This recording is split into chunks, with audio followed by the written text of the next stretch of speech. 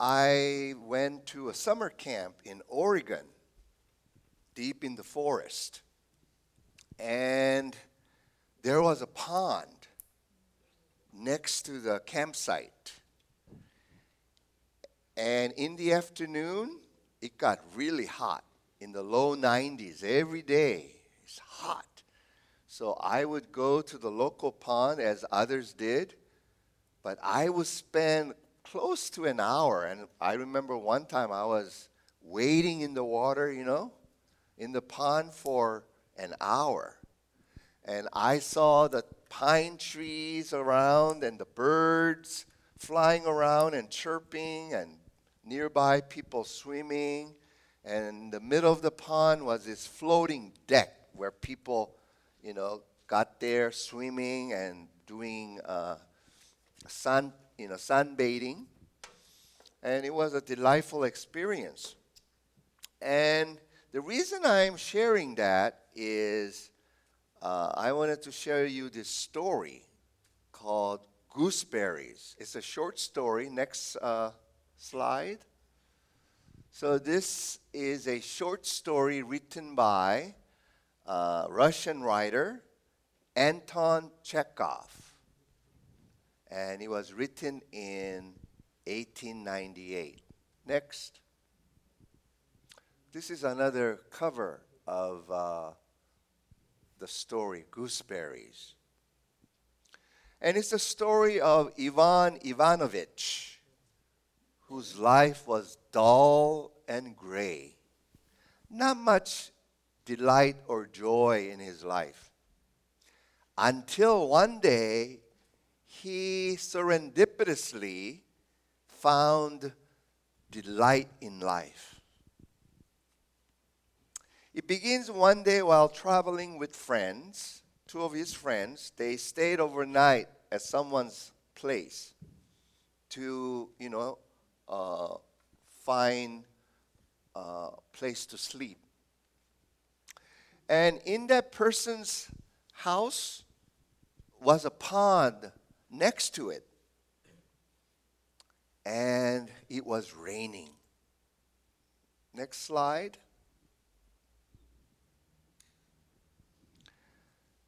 And so Ivan said, "It's a long time since I washed." In those days, there were no shower. A lot of people went like a month without bathing. Can you do that without a month without bathing? Well, in those days, that was a normal thing, unless you are a wealthy person where you could afford luxury of, bathtub to wash in. So this is an excerpt from the book, The Gooseberry. Ivan says, "It's a long time since I washed." Ivan Ivanovich went outside, plunged into the water with a loud splash, and swam in the rain. Flinging his arms out wide, he stirred the water into waves, which set the white lilies bobbing up and down. He swam to the middle of the mill pond and dived, and came up a minute later in another place and swam on and kept on diving, trying to touch the bottom. Have you ever tried to dive and try to touch the bottom, whether it's a swimming pool or like a pond? Yeah, it's exciting.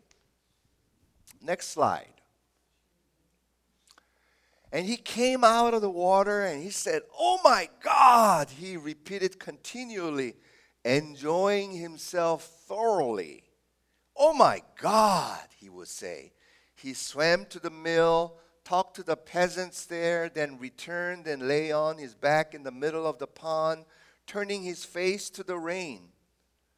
Birkin and Elohim, there are two of his friends, were dressed and ready to go, but Ivan went on swimming and diving.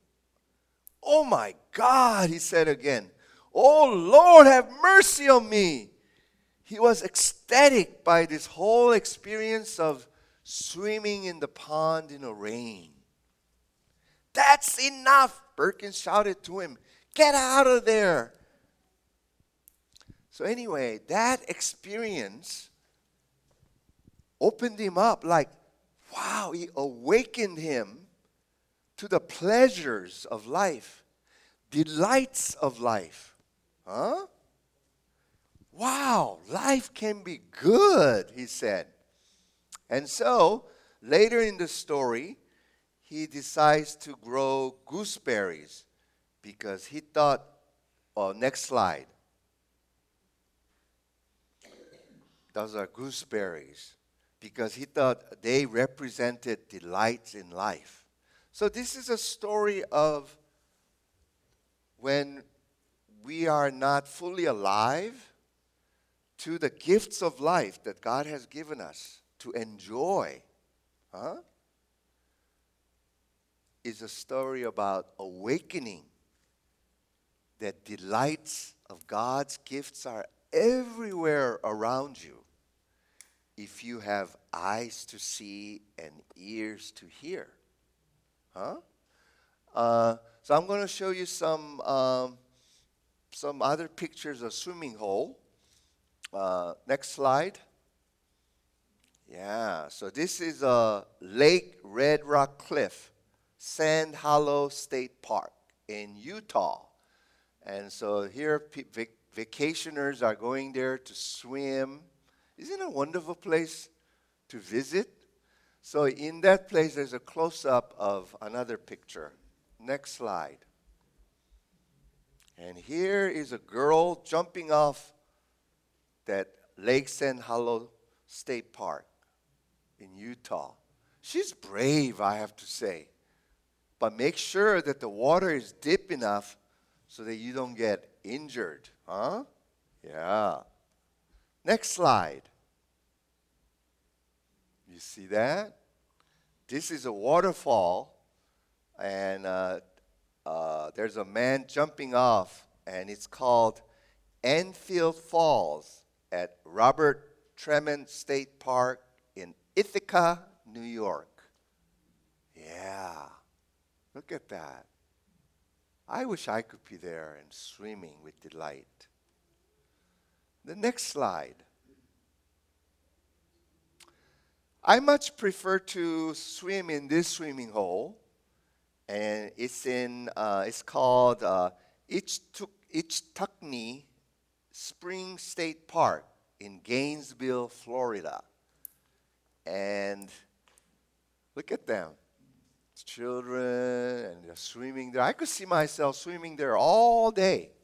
So happy, So maybe before Labor Day ends the summer, you might want to consider going to a swimming hole, nature swimming hole, and swim. Talk to your parents about it.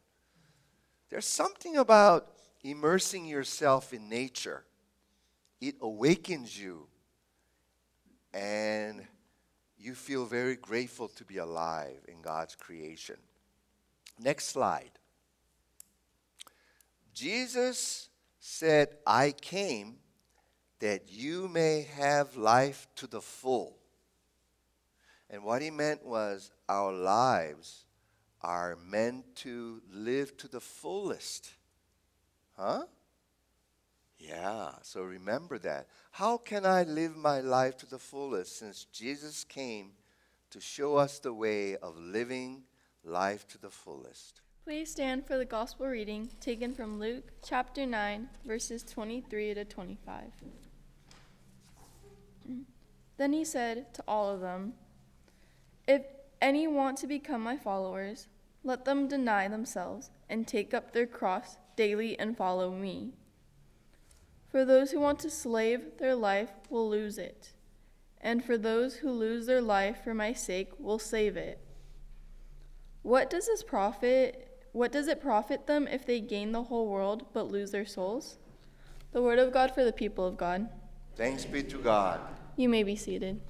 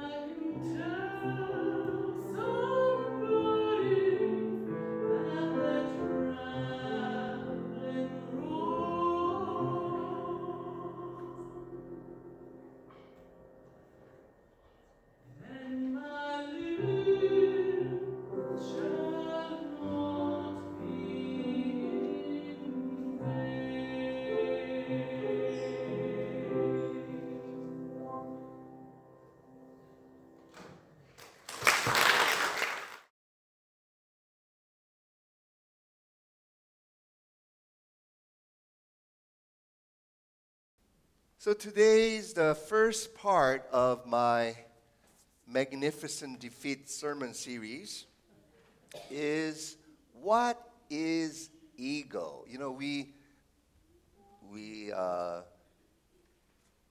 throw that word around to each other, right? Like, you're so egotistical, and he's full of ego, and so forth. There was a hobo who went to the bank to cash a check. And the teller said, "Would you please identify yourself?" And he looked around, and then he found a pocket mirror, and he pulled out, and he looked at himself, and he said, "Yup, it's me, all right." Carl Jung understood ego to be center of our consciousness. Ego defines who I am. I am known in the world as, I know myself as this ego, this persona. Interestingly, in the Hindu yogic standpoint, there are three distinct expressions of self. First is ahamkara, which is ego. And then two, jiva, J-I-V-A, jiva, which is a time-bound self. And then finally, Brahman, which is higher self or God self. So they distinguished self having those three aspects of being oneself. Basically, we have two selves. The question is, who is running the show? You know the feeling? Reacting before you even decide to. You know, it's like autopilot. Someone says something and your ego just reacts immediately. Pushing through when you're already running on empty. There is like superego. Freud talks about ego, superego, and then id. Id is kind of a wild, untamed, kind of a hedonistic, pleasure-seeking, undisciplined self. That's an id. And then ego is what you want to present to others as who you are. And the superego is a driven ego that is hyper motivated to excel, to compete, to better than everyone else.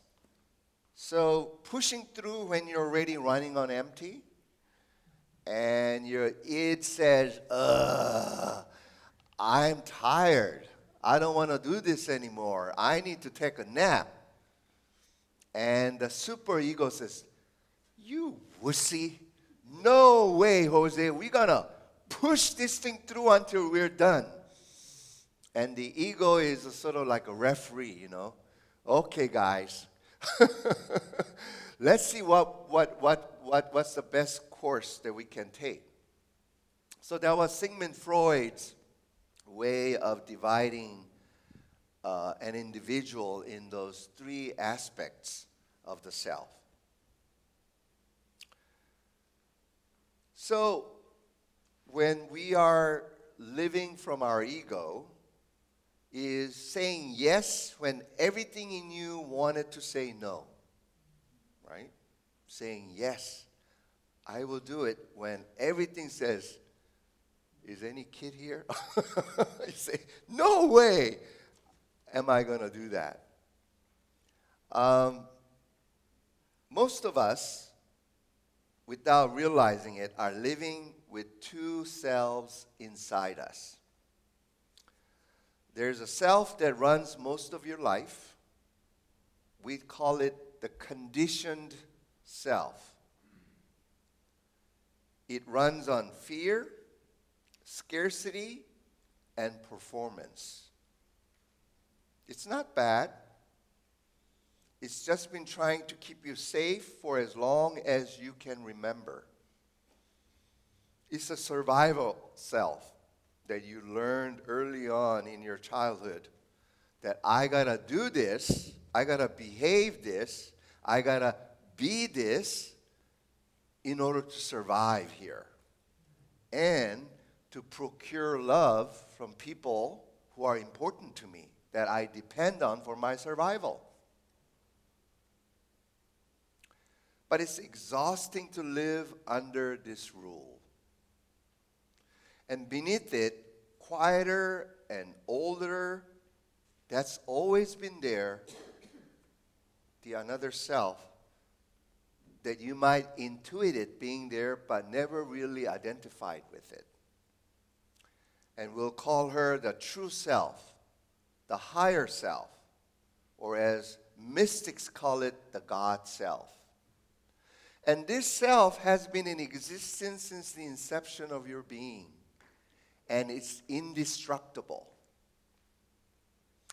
No matter how you have been abused, injured, wounded by life, this God self that is in you is indestructible.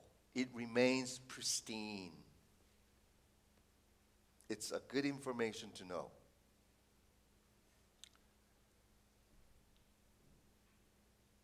This indestructible self is not a concept. And she's not something you have to earn. It's not something you have to earn to get it. It's just there, given to you at your inception.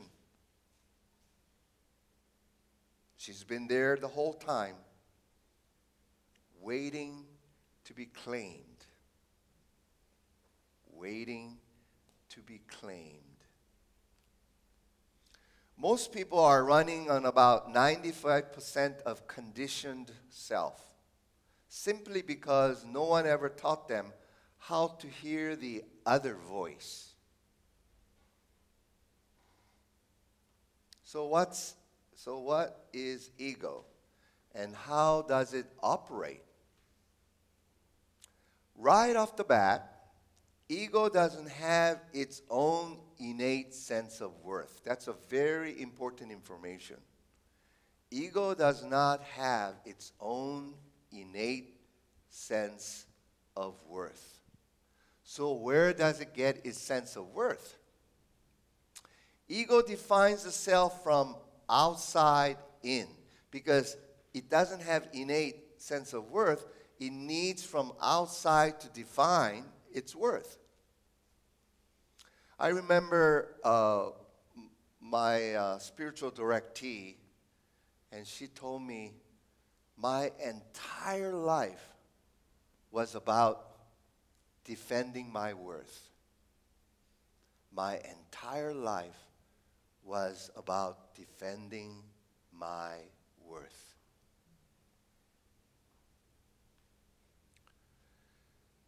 Ego relies on external markers for self-definition.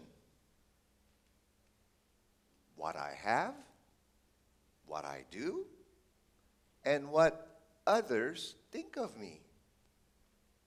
If any of those three goes south, I'm in trouble. My ego goes into a tailspin. Oh, I am no good. I am worthless. You go into this self-drama. Ego has conditioned us to think in binaries and hierarchies. Who's in and who's out. And Ellison, your age is where the girls, it's all about who's in and who's out, right? You better dress like those cool girls so that they will let you in with them. And boys too. They do the same thing. Who's in and who's out. And it doesn't end there. Once you're in, then you have to go through the drama of who's up and who's down. What's the pecking order? And who's first and who's last? And this goes on endlessly, everywhere. Since ego doesn't have its own sense of worth, it defines self-worth based on comparisons and competitions. Social media, notably Instagram and TikTok, especially young women are susceptible to self-hatred, self-loathing, because what they see on Instagram are girls who are looking so good. Hair's perfect, makeup is perfect, dress is perfect, always looking so happy with cool friends and places that they go to. And you look at yourself and you say, boy, my life is not good.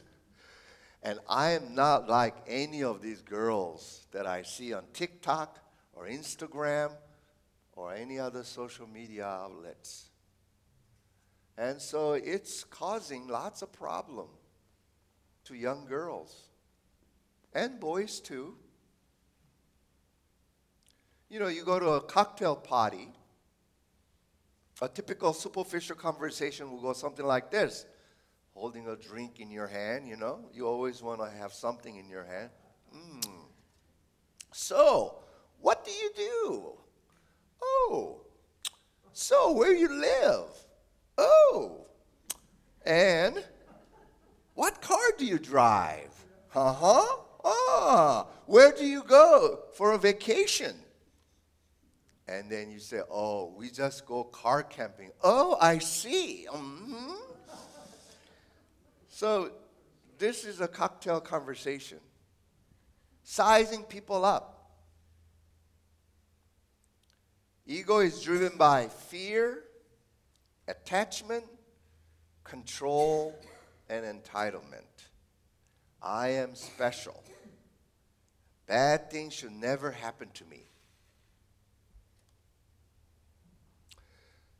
I'm going to use Trump as an example to reveal what ego looks like, because we see him almost every day on television, whether we like it or not, or in paper. He's just ubiquitous, everywhere, all at once. I think he is an extreme case, in my opinion. When I see Trump, I see a man who is completely consumed, beholden, and driven by a project of inflating his ego. Ego is a black hole, a bottomless bucket of never enough and never good enough. It requires constant narcissistic supply to feel okay about oneself. Now, this is where Natalie Hart comes in. Next slide. Natalie Hart, the 35-year-old White House aide who works closely with Donald Trump. The president's proclivity for surrounding himself with sycophants and attractive young blondes is well known. Natalie Hart is with him most of the day and often evenings, and she never takes a day off. 7 days a week, she never takes a day off. She lives for Trump. She spends more time with Trump than his wife or any other aides in the White House, and reports exclusively to him and no one else. I've spent decades watching officials maneuver and scheme, often in an absurd way, to get closer to the power, the president. Next slide. But I've never seen anything like the photo of Natalie Hart dashing after President Trump's golf cart in Scotland 3 years ago when she couldn't get on any of the golf cart, but she didn't want to separate herself from the president, so she ran to keep up with the president.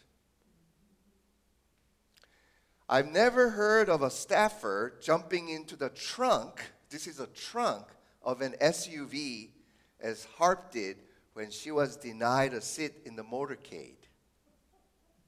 Nothing will stop her. There's no separation between her and Trump. The reason the Harp story has caught fire is that it is salacious.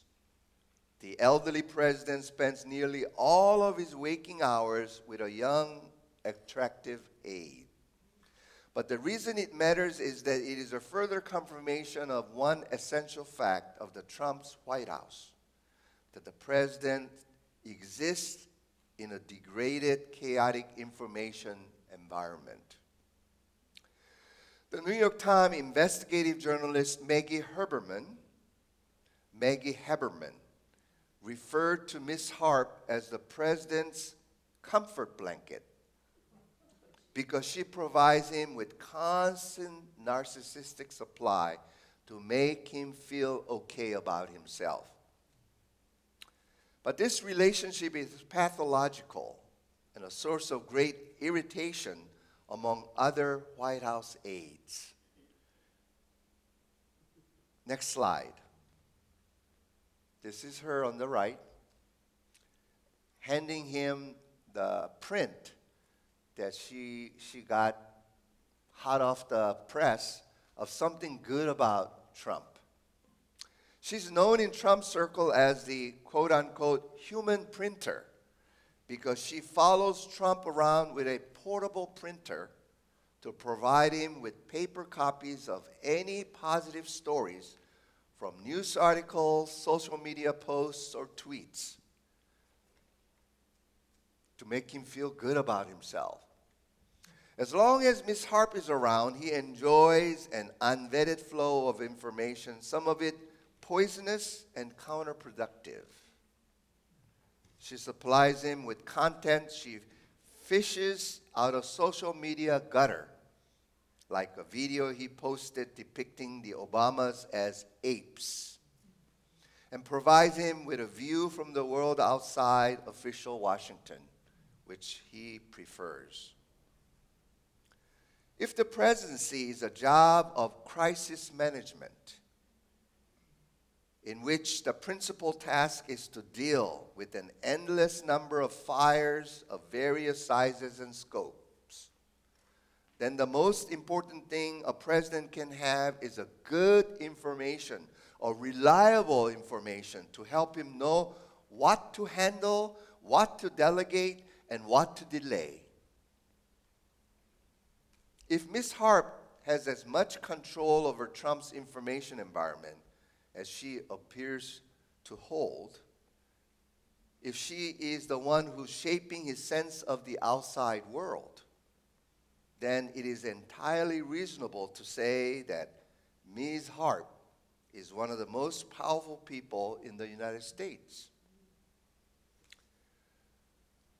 He rejects information that is gathered and collected for the purpose of informing him and is highly reliant, instead, on counsel from people who have no incentive to contradict him or what he wants to hear, and every incentive to tell him what he wants to hear, mostly how great he is and how great he's doing his job.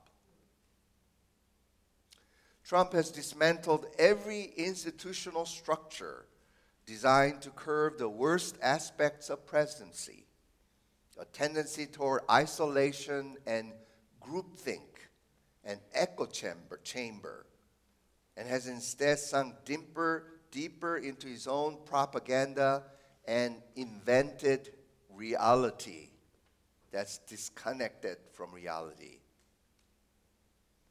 Ego is utterly attached to its view of reality because ego wants to hang on to its image of itself, oneself. Next slide. This is a photo of a plane where a photographer shot from the outside of the plane, and that's Ms. Harp with the president in the plane.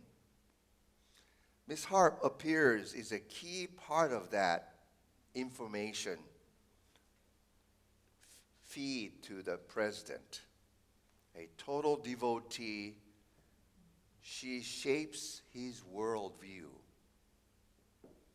The result is a chief executive who is detached from the information he needs to avoid disaster, much less successfully govern our country. Eckhart Tolle said, if all there in your life is me, then suffering is inevitable to yourself and to others around you. The kingdom of Caesar, the kingdom of this world, operates out of egocentrism and narcissism.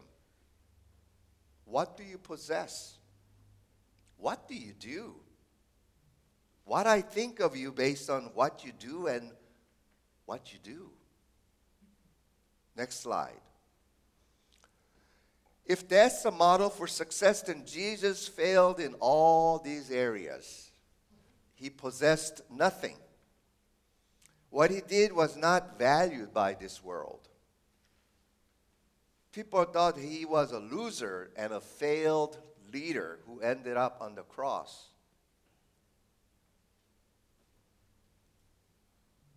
Now, when we shift the value from this world to God's kingdom, the value of God's kingdom, that icon is a great example. Jesus says to his disciples, you are taught that if you want to be great, be the one who orders people what to do and, exercise your power over them. But I tell you, in God's kingdom, if you want to be great, watch me. And he put a towel around his waist and washed every single stinky feet of the disciples who've been walking in, hot Palestine dirt road, which that washing of people's feet were assigned to slaves and the servants as a way of showing hospitality to visitors. But he took on the lowliest job, and he says, watch me. If you want to be great in God's kingdom, he said, be a servant of all. In God's kingdom, first shall be last, and last shall be first. In other words, what is essential to the world is not essential to God. And what is essential to God is not essential to the world. Here's the problem of ego. I think the lack of self-esteem of me needs to be acquired outside of me. But the answer to lack of self-esteem needs to be found inside of you, not outside of you. Carl Jung saw a sudden downward mobility was an opportunity for new birth. There was a friend who visited him to confide with him that he just got fired from his job and devastated that his life was over. Everything that he was building for his life was over. And Carl Jung exclaimed, "Hooray! Let's pop the champagne and celebrate." Because Carl Jung saw that this was an opportunity to dismantle his ego, his self-construction of the self, in order to create a space for his deeper, true, deep self to emerge. Jesus said, if anyone wants to become my followers, let them deny themselves. Huh? What's he saying? Let them deny themselves. What the selves that you have so identified with, the false self. And that's what he's talking about. Let them deny themselves and take up their cross daily, meaning take responsibility for your life and follow me. Where is he going? To the cross. where your false self is crucified. And then he goes on to say, for those who want to save their life will lose it, and those who lose their life for my sake will save it. What does it profit if they gain the whole world but lose their soul? So next week we will explore, so how do you transform this ego? Please join me in the unison prayer of abandonment to God. I want what God wants, when He wants it, how He wants it, because He wants it.